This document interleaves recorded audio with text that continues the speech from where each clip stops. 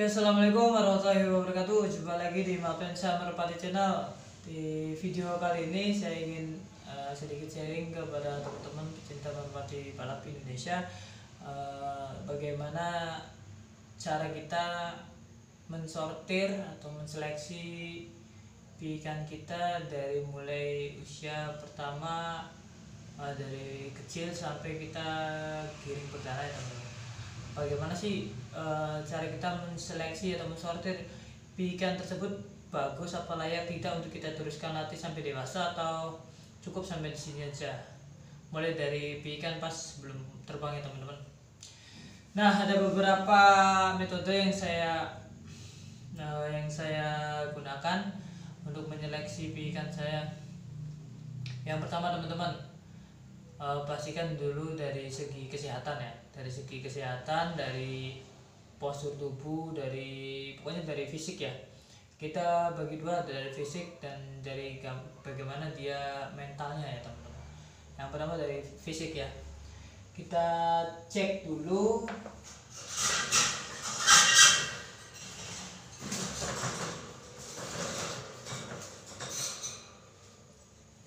pada saat kita ingin menseleksi merpati.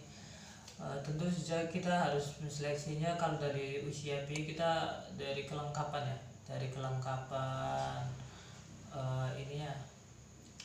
kelengkapan bodinya ya, dari segi kakinya cacat tidak, terus sayapnya ada cacatnya enggak. Nah, itu harus seleksi dari kecil ya, pas dari dia belum terbang, baru keluar burung ngapung, itu seleksi dari situ ya dulu teman-teman. Nah, terus kemudian pada saat beranjak dewasa kita seleksi di ini ya, kita bisa lihat perkembangan dia ya, apakah dia tertinggal dengan misalkan dalam satu sarang itu ada 2 ekor ikan, usahakan yang pertumbuhannya baik ya, maksudnya tidak tertinggal dari kawannya ya, pilih yang pertumbuhannya baik, karena itu menandakan merpati itu sehat teman-teman. Nah, yang pada saat sudah mulai full bulu kayak gini ya, full bulu itu merpati yang bagus itu biasanya dia bisa kelihatan dari bulunya halus, sutra gitu kan, bisa kelihatan teman-teman, dari tongkrongannya gitu. Sebelum kita latih itu udah kelihatan dari tongkrongannya itu gagah. Biasanya dari depannya sini nih, kalau merpati balap dadanya bidang ya, gagah pokoknya, terlihat dari depan itu udah gagah. Itu kebanyakan merpatinya bagus, tembaknya kencang. Kalau dari depan sini dadanya udah bulat.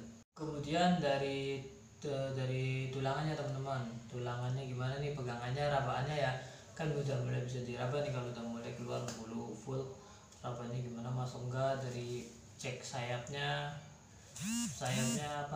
rapat apa ya, sesuai sayap yang bagus itu ya gimana ya. Sayap yang bagus itu teman-teman ya perlu ketahui saja, biasanya lebar-lebar. Ini bulu primernya lebar, kemudian rapat. Lebar itu gede-gede ya, itu menandakan bahwa burung itu siap untuk terbang dari jarak yang jauh. Kalau bulunya gede itu otomatis dia pas pada saat dia kepakannya itu bisa maksimal teman-teman, seperti itu. Kalau bulunya kecil-kecil, ini larnya kurang lebar, itu buat jarak jauhnya kurang bagus sih. Kalau buat sprint mungkin, cuma kalau buat jarak jauh agak kurang. Nah, cari bulu juga yang lentur teman-teman. Kenapa lentur ya? Soalnya kalau lentur itu dia nggak mudah patah. Nah, kalau yang terlalu keras ini kan lentur nih, enak nih, jadi dia nggak mudah patah teman-teman. Kalau misalkan bulu primernya patah, itu bakalan ngaruh banget teman-teman ke ini ya, ke merpatinya, ke terbangnya ngaruh.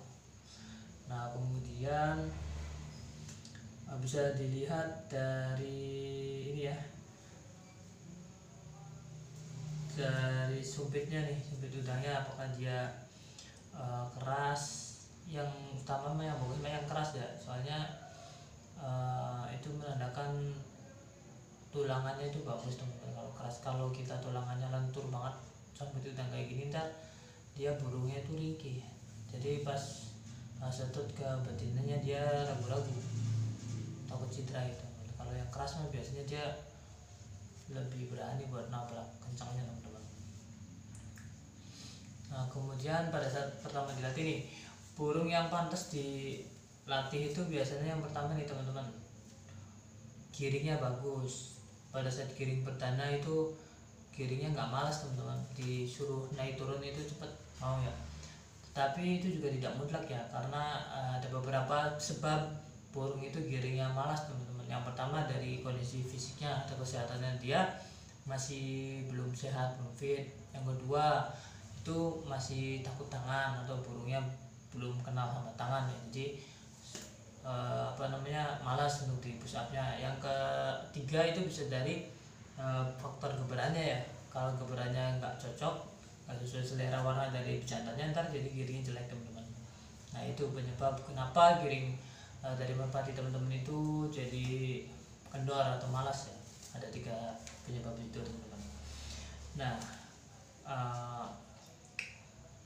tapi kalau udah memenuhi semua, merpatinya masih saja giringnya malas, itu menurut saya nih teman-teman, jangan dilatih. Soalnya kalau giringnya saja udah malas, otomatis dia terbang juga nggak ngotot teman-teman. Jadi percuma kalau kita latih burung yang seperti itu.